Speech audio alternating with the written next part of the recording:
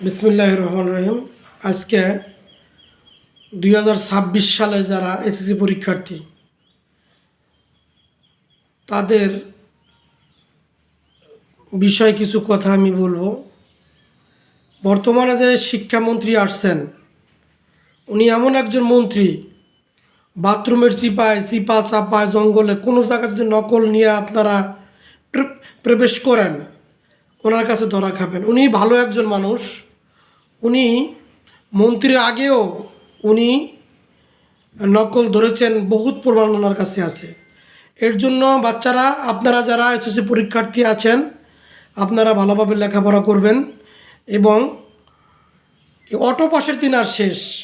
মহামারী বা ছিল, কিন্তু অটো পাস দিয়ে দিয়েছেন সবাই, সেই দিন আর থাকবে না।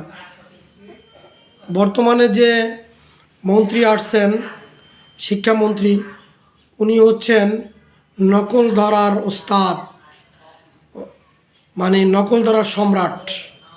ওনার কাছে এক চুল পরিমাণ কোনো শিক্ষার্থী ছাড় পাবে না। এবং ওনার কারণে এই শিক্ষা ব্যবস্থা আমার মনে হয় আবার ঘুরে দাঁড়াবে। আপনারা যারা স্টুডেন্টদের বাবা মা আছেন, তারা ভালো করে স্টুডেন্টদের লেখাপড়া করার দায়িত্বটা নিয়েছেন বা করতে বলবেন। আগের দিন কোনোভাবেই যেন চিন্তা না করে। কারণ হচ্ছে বর্তমানে শিক্ষামন্ত্রী উনি একজন ভালো মানুষ এবং একজন মেধাবী মানুষ। এবং ওনার যে গুণের কথা আমি যত বেশি বলবো ততটাই কম হয়ে যাবে। কিন্তু উনি শিক্ষামন্ত্রী যে হয়েছেন, ধন্যবাদ আমাদের মাননীয় প্রধানমন্ত্রী তারেক জিয়া সাহেবকে। ওনার মতো একটা লোককে আপনি নির্বাচন করেছেন, শিক্ষামন্ত্রী দায়িত্ব দিয়েছেন।